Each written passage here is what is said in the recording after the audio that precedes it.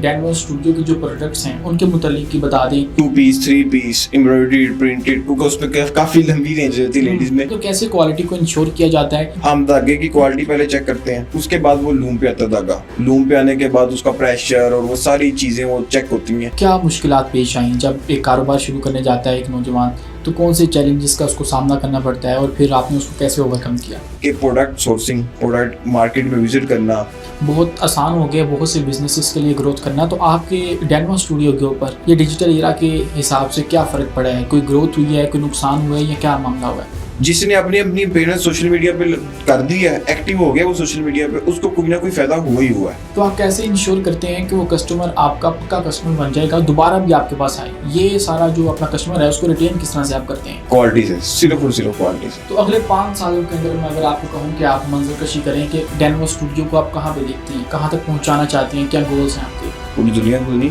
लेकिन कम से कम पाकिस्तान का जो है ना प्रीमियम क्लोथिंग ब्रांड में नंबर 1 पे लेके आऊँ। बिस्मिल्लाहिर्रहमानिर्रहीम, अस्सलाम वालेकुम। मैं हूं उमैस मुनीर, आप देख रहे हैं हमारा यूट्यूब चैनल। नाजरीन, हम आपके सामने आपको पता है कि हर तरह का पॉडकास्ट लेकर आते हैं, लेकिन एक सीरीज़ हमारी ख़ुसूसन ऐसी होती है जिसके अंदर हम लोग यंग एंटरप्रेन्योर्स को फीचर करते हैं, आपके सामने लाकर उनकी जो स्ट्रगल है वो दिखाते हैं। आज की ये पॉडकास्ट भी उसी सिलसिले की एक कड़ी है जिसके अंदर हमारे साथ मौजूद हैं आज़िक अहमद खोकर साहब, जो कि CEO हैं डेनवर स्टूडियो के। ये एक ऐसा क्लोथिंग ब्रांड है जो कि आज से 3 साल पहले शुरू किया गया था, लेकिन आज ये एक ऐसे मुकाम पे खड़ा है जो कि खुद भी स्टेबल तो है ही, लेकिन दूसरे जो नौजवान कारोबार शुरू करना चाहते हैं उनके लिए एक बड़ी बेहतरीन अपॉर्चुनिटी है। आप यहाँ से होलसेल पर अपनी मर्जी के डिज़ाइन जो है वो बनवा कर आगे शुरू कर सकते हैं अपना काम, और अपना जो बिजनेस है उसको स्टार्ट करके अपना जो एक करियर है वो डेवलप कर सकते हैं। ये कैसे करना है, इसका प्रोसेस क्या होगा, आज की ये पॉडकास्ट आपके लिए है, इसको आखिर तक देखिएगा। हमारे साथ मौजूद हैं आज़िक अहमद खोकर साहब। अच्छा आज़िक, सबसे पहले वेलकम टू द पॉडकास्ट, बहुत शुक्रिया अपना वक्त देने का। और आगाज़ करेंगे सबसे पहले डेनवर स्टूडियो, जो कि आपने एक इनिशिएटिव लिया है और 2023 में शुरू किया इसको। आज आपको तकरीबन 3 साल इसको हो चुके हैं चलाते। तो इसका आइडिया जो है, बहुत बुनियादी चीज़ जो है वो आइडिया होती है, तो ये आइडिया आपको कहाँ से आया? अच्छा देखें, आइडिया जो है ना वो किसी भी चीज़ को शुरू करने से पहले ना आइडिया बेसिक चीज़ है जिसकी वजह से काम आप आगे बढ़ा सकते हैं। तो कपड़े की फील्ड में आने की रीज़न ये थी कि अंबिया कराम जो है ना, मोस्टली अंबिया कराम, हर अंबिया कराम ने एक कपड़े की तिजारत और एक जो है बकरियों का रेवड़ वगैरह ये लाजमी किया था। तो मैंने एज अ सुन्नत जो है ना इस फील्ड को चूज किया कि मैंने इस काम में आना ही आना है। अच्छा, इसमें डेनवर स्टूडियो को चूज करने का मकसद सिर्फ ये था कि आप अगर डेनवर का फुल फॉर्म देखें ना, अगर हम डेनवर का फुल फॉर्म आए तो डेनवर का फुल फॉर्म है middle class and lower class.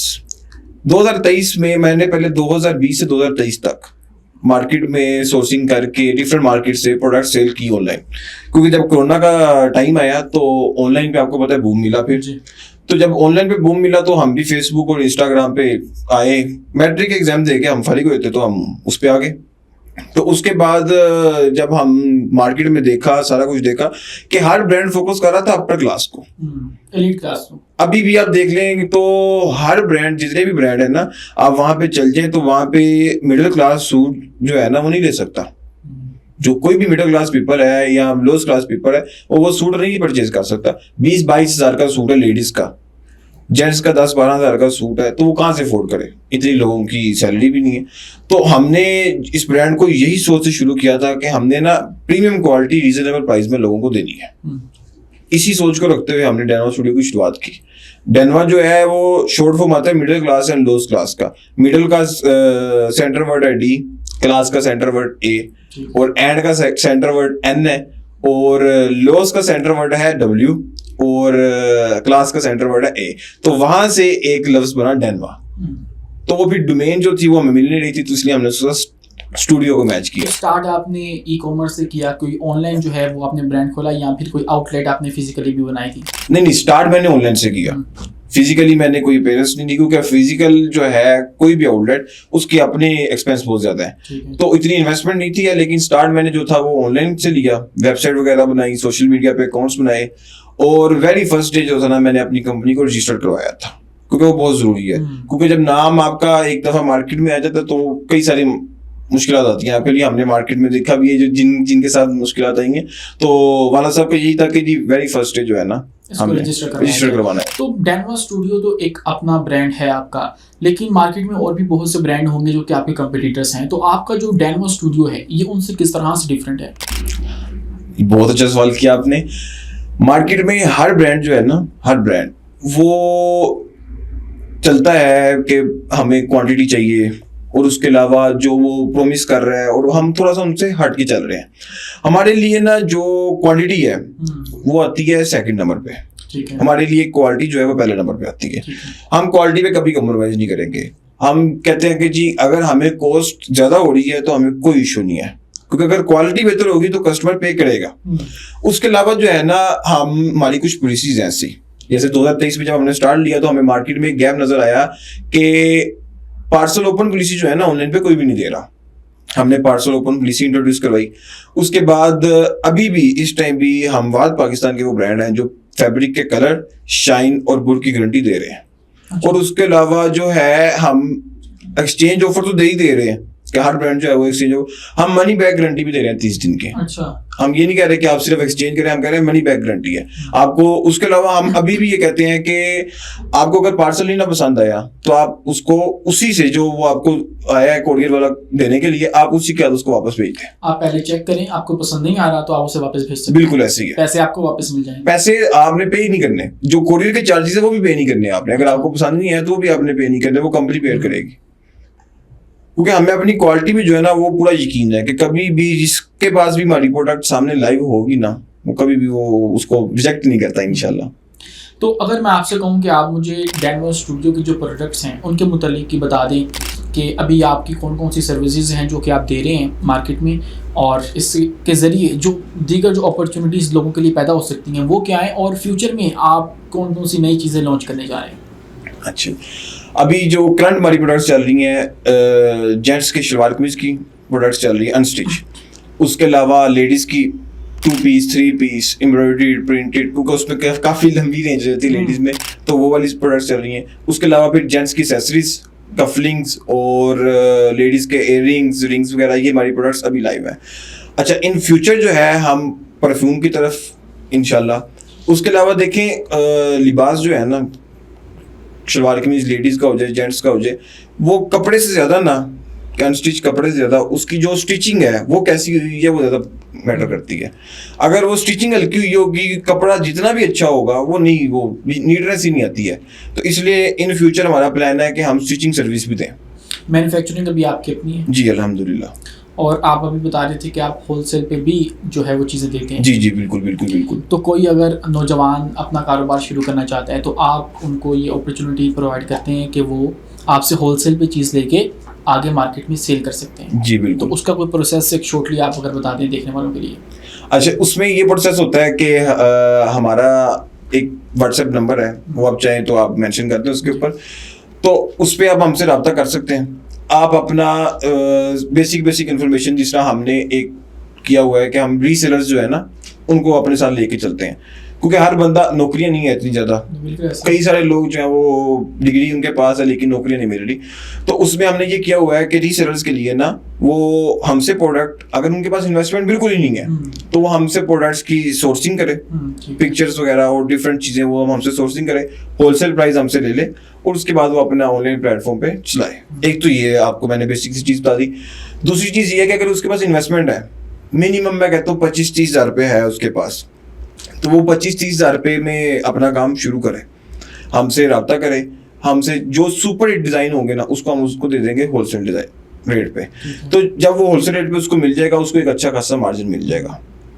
हमारी होलसेल रेट, क्योंकि हम मैन्युफैक्चरिंग खुद कर रहे हैं, हमारी होलसेल रेट और मार्केट के जो होलसेल रेट है उसमें ही आपको तकरीबन 600-700 का डिफरेंस मिलेगा। होलसेल पे बता रहा हूँ, होलसेल के अंदर आपको 600-700 का डिफरेंस मिलेगा, और रिटेल में तो आपको काफी ज्यादा और डिफरेंस कोई मिल अगर जाता है। चाहे कि उसकी ब्रांडिंग भी उसके कपड़ों के ऊपर अपनी हो जाए, उसका हाँ। अपना ब्रांड लग जाए। हाँ, वो भी हम ऑफर करते हैं, लेकिन उसके लिए कम से कम जो एमओक्यू है ना वो 50 पीसेस का होना चाहिए। तो फिर प्रॉपर जो पैकेजिंग है, जो वो मॉडल पिक्चर है, उसके ऊपर हर चीज पे वो जहाँ जहाँ पे कहेगा उसकी ब्रांडिंग हम कर सकते हैं, लेकिन मिनिमम एमओक्यू 50 पीसेस का है उसमें भी। तो आसिफ मुझे ये बताइएगा कि आप कैसे, जो क्वालिटी है, अभी आपने खुद ही बताया कि हम क्वांटिटी की तरफ नहीं जाते हैं, क्वालिटी के ऊपर फोकस करते हैं, तो कैसे क्वालिटी को इंश्योर किया जाता है, फैब्रिक जो है वो किस तरह से चूज़ किया जाता है, इसका प्रोसेस क्या होता है?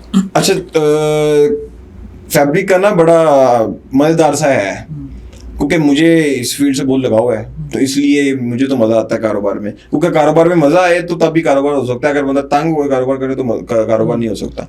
अच्छा, जो फैब्रिक है ना, ये शुरू होता है सबसे पहले कपास से, ठीक है।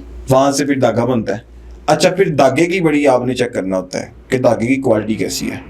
हमारा प्रोसेस शुरू होता है वहां से, हम धागे की क्वालिटी पहले चेक करते हैं, उसके बाद वो लूम पे आता है धागा, लूम पे आने के बाद उसका प्रेशर और वो सारी चीजें वो चेक होती हैं, उसके बाद वो फिर जो है ना मशीनों पे आता है। एक एक प्रोसेस पे उसकी क्वालिटी चेक हो रही है, हर एक प्रोसेस पे। अच्छा, जब कपड़ा बन जाता है, कपड़ा बनने के बाद उसका प्रॉपर लैब टेस्टिंग होती है। हमने तो फॉर एग्जांपल एक आपको एक चीज बताता हूँ कि हमने एक 90-70 बनाई है चीज, या 90-88 चीज बनाई है, तो हमने तो अपनी तरफ से वो चीज बना ली, उसके बाद हम उसको इंश्योर करते हैं लैब टेस्ट के साथ, उसका क्या जीएसएम है, क्या बाकी चीजें हैं, वो हम उसको वहां से इंश्योर करते हैं। फर्स्ट प्रोसेस तो आ गया, कपड़ा बन गया, उसकी वो एक जो क्वालिटी थी वो तैयार होगी। उसके बाद आता है डाइंग पे।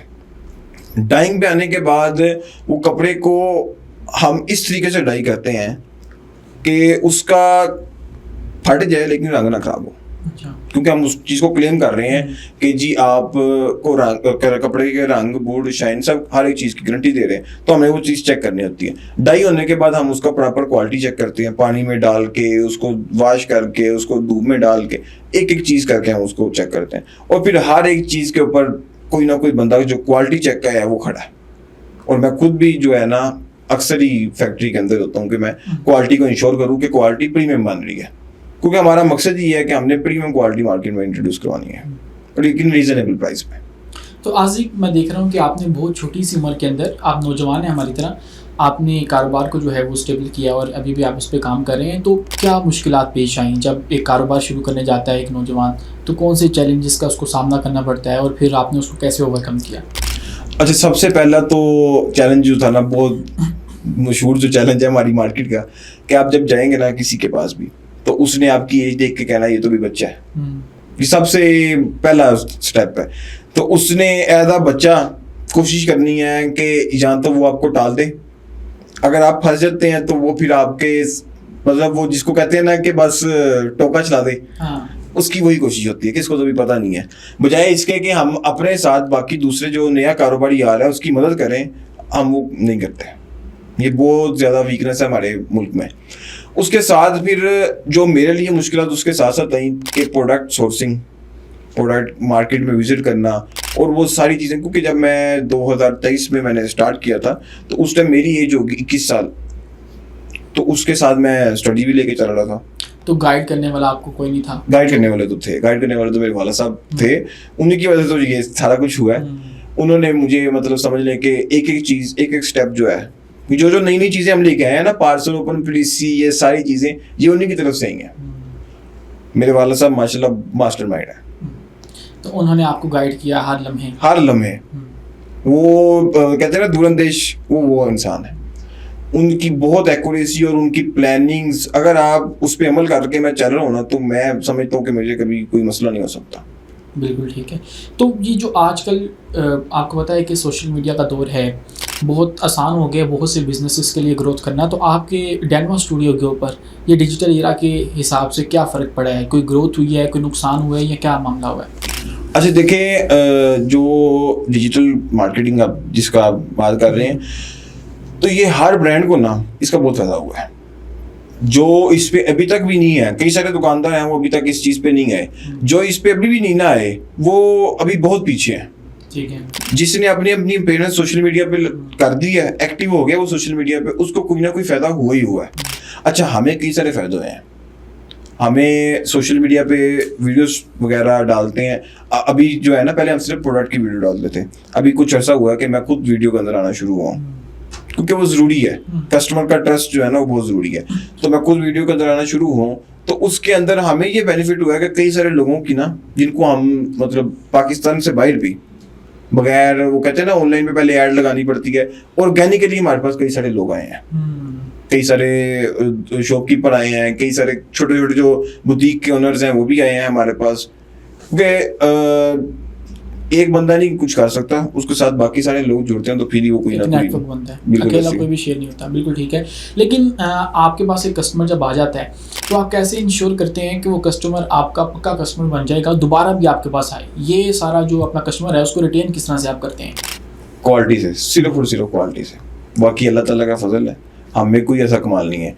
हम सिर्फ और सिर्फ क्वालिटी पे फोकस करते हैं, और उसके अलावा कस्टमर को वो जो मैंने आपको बताया ना कि हम जो मनी बैक गारंटी दे रहे हैं, तो कस्टमर वहीं पे काफ़ी ज़्यादा सेटिस्फाई हो जाता है। ये बड़ी बात है, जब एक बंदे को अपनी प्रोडक्ट के ऊपर कॉन्फिडेंस होता है, फिर ही वो ये कहेगा ना कि आप चेक करें, उसके बाद आपको पैसे वापस मिल जाएंगे। बिल्कुल ऐसी है, बिल्कुल ऐसी है। और जब आपको लगता है कि मेरी प्रोडक्ट इतनी काबिल नहीं है, तो आप कैसे कह सकते हैं कि पैसे आपको वापस मिल जाएंगे? नहीं है, वो कह ही नहीं सकते ना, वो तो आप फिर गलत ज़बानी कर रहे हैं। कल को कस्टमर आएगा, देखिए जब आपकी प्रोडक्ट उस काबिल ही नहीं है, कस्टमर ले गया, उसको इशू आ गया, तो वो वापस आनी है, तो आप एक वापसी कर लेंगे, 2 कर लेंगे, 3 कर लेंगे, एट दी एंड आपको रोकना पड़ेगा, तो आप गलत ज़बानी करेंगे। तो अगले 5 सालों के अंदर मैं अगर आपको कहूँ कि आप मंजर कशी करें कि डेनवर स्टूडियो को आप कहाँ पे देखते हैं, कहाँ तक पहुँचाना चाहते हैं, क्या गोल्स हैं आपके? अल्लाह पाक के फजल से इंशाल्लाह अगले 5 साल के अंदर मेरा इरादा है कि मैं पाकिस्तान का, पूरी दुनिया को नहीं लेकिन कम से कम पाकिस्तान का जो है ना प्रीमियम क्लोथिंग ब्रांड में नंबर 1 पे लेके आऊँ उसको, डेनवर स्टूडियो को इंशाल्लाह। और ऑडियंस जो है वो आपकी ये मिडिल क्लास ही रहेगी, लोअर क्लास ही रहेगी, या फिर एलीट को भी टारगेट करने का आपका इरादा है? नहीं, हम अभी भी एलीट को टारगेट कर रहे हैं, हम अभी भी एलीट को टारगेट कर रहे हैं, लेकिन जो हमने प्राइस रेंज रखी है ना वो हमारी वो हुई है। अब हम ये नहीं कर सकते कि हम एलीट की तरफ जाना, तो हमने एक चीज़ 6,000 की सेल कर रहे हैं या 4,000 की सेल कर रहे हैं, उसको हम 15,000 पे ले जाएं, क्योंकि एलीट के लिए प्राइस बहुत मैटर करती है। तो हम अभी भी एलीट को फोकस कर रहे हैं। एलीट में कई सारे कस्टमर हमारे ऐसे हैं कि जो एक दफ़ा हमसे परचेज कर गए हैं ना, तो वो फिर कहीं और नहीं जाते। तो लास्टली जो नए यंग एंटरप्रेन्योर्स हैं जो कि अपना कारोबार शुरू करना चाहते हैं, उनके लिए अगर कोई पैगाम आप दे दें कि भाई ये मुश्किलात में आनी है आगे चल के, तो इनके लिए तैयार होकर इस मैदान के अंदर कदम रखना? सबसे ज़रूरी चीज़ जो है ना, R&D, आपकी जो रिसर्च है ना वो बहुत स्ट्रॉन्ग होनी चाहिए। आपने किसी भी फील्ड में जाना है ना, तो आपकी जो R&D है वो बहुत स्ट्रॉन्ग होनी चाहिए। आपको ईच एंड एवरीथिंग नंबर 1 से लेके एंड तक आपको हर एक चीज़ के बारे में डिटेल में पता होना चाहिए कि क्या है क्या नहीं। और सेकंड चीज़ मैं ये कहता हूँ कि अभी हमने ना एक सर्वे किया था वैसे ही मार्केट में, कि पाकिस्तान में बहुत सारे कारोबार शुरू होते हैं और हर तीसरे चौथे दिन बंद हो जाते हैं। उसकी क्या वजह? उसकी रीज़न ये है कि जो जिसको जेनजी कहते हैं हम, यंग जनरेशन को, वो देखते हैं कि जी हमने फॉर एग्जांपल एक बंदा है वो कारोबार कर रहा है और वो दिन का 10,000 रुपये कमा रहा है, वो उसको देख के वो उस कारोबार के अंदर आ जाते हैं। ये सबसे बड़ी गलती होती है, पता कोई होता नहीं है, कुछ भी नहीं पता, तो आप उस कारोबार में आ गए हैं। अच्छा, हालांकि ये होना चाहिए कि एक बंदा 10,000 रुपये कमा रहा है तो बहुत अच्छी बात है माशाल्लाह कि वो 10,000 कमा रहा है। आपको ये सोचना चाहिए कि वो उसको 10,000 रुपया कमाने तक पीछे उसकी कितनी मेहनत है, कितने साल लगे हैं उसको 10,000 रुपये तक आने में। यहाँ पे हम चाय वाली दुकान में बैठे होते हैं तो हम वहाँ पे बैठ के बना रहे होते हैं कि यार इसकी आज इतनी चाय बिक गई है, ये इतने पैसे कमा लिए हैं, इसने इतने पैसे कमा लिए। वो सारी रिसर्च कर, कोटा पराठा यहाँ पे चेन खुली हुई है, वो वहाँ पे कई सारे यंग जो है ना बैठ के लगे होते हैं। उसमें फिर खराबी ये आती है कि जब वो खुद आता है कारोबार के अंदर तो उसको मिल नहीं रहे होते, क्योंकि शुरू में 10,000 रुपये, फॉर एग्जाम्पल अगर एक बंदा 8 साल के अंदर 10,000 रुपये पहुंचा है तो वेरी फर्स्ट डे 10,000 रुपये कैसे पहुंच सकता है। आपको वो मेरे वाल साहब कहते हैं कि ना सीढ़ियों से चढ़ना बेहतर है ना कि लिफ्ट से, क्योंकि सीढ़ियों से चढ़ा होगा ना तो गिरेगा भी तो 2-3 स्टेप ही पीछे आएगा, लिफ्ट से गिरेगा ना तो वो डायरेक्ट नीचे से वापस जमीन पे आएगा। तो जब बंदा स्टेप बाय स्टेप ऊपर जाता है ना तो उसके लिए मुश्किलात आती हैं, लेकिन एट द एंड उसके लिए कोई इशू नहीं आता। एंड में मैं उनको सिर्फ यही कहूँगा कि लगे रहना है, मेहनत करनी है, आवाज़दार नहीं होना। अल्लाह पाक खैर करेंगे इंशाल्लाह। अच्छा आज़िक भाई, मुझे ये बताइएगा कि क्वांटिटी या क्वालिटी क्लोथिंग ब्रांड के अंदर या क्लोथिंग मार्केट के अंदर, इन दोनों में से क्या चीज़ इंपॉर्टेंट है, किस पे बंदे को फोकस रखना चाहिए? ये बहुत बहुत ज़रूरी सवाल था जो आपने मेरे से किया। अच्छा, इसमें मैं आपको एक चीज़ बताता हूँ, कपड़े के नहीं, किसी भी आप काम कर रहे हैं ना, चाहे आप कोई, मैं कहता हूँ पेंट का काम कर रहे हैं या हार्डवेयर का काम कर रहे हैं, कुछ भी कर रहे हैं, उसमें क्वांटिटी जो है ना वो मैटर नहीं करती, क्वालिटी मैटर करती है। क्वालिटी जो होती है ना, मेरे अंदाजे के मुताबिक दोस्ती की तरह होती है। कि देखें, दोस्त जितने भी हों उसमें से अच्छा एक ही होता है। और इसमें भी मैं यही कहता हूँ कि क्वांटिटी भी जो है ना वो हमारे लिए मैटर नहीं करती, एक हो लेकिन अच्छी हो। इसलिए मैं कहता हूँ कि क्वालिटी जो है ना वो बहुत ज़रूरी है किसी भी फील्ड के लिए, खाली कपड़े के लिए नहीं। और लिबास तो वैसे ही जो है ना वो क्वालिटी पता नहीं चलती, वो पहन के महसूस भी होती है। आपकी क्वालिटी ऐसी होनी चाहिए, ये बहुत ज़रूरी चीज़ थी कि आपकी जो है ना क्वालिटी वो बेहतर होनी चाहिए। बहुत शुक्रिया आज़िक आपका, आपने हमारी पॉडकास्ट का हिस्सा बनने का फ़ैसला किया। नाज़रीन, अगर आप ये पॉडकास्ट अब तक देख रहे हैं तो इस उम्मीद के साथ कि ये आपके लिए खैर का सबब बनेगी। अपने मेज़बान उमैस मुनीर को दीजिए इजाज़त, मिलते हैं अगली वीडियो में किसी नई मेहमान शख्सियत के साथ। शुक्रिया, अल्लाह हाफ़िज़।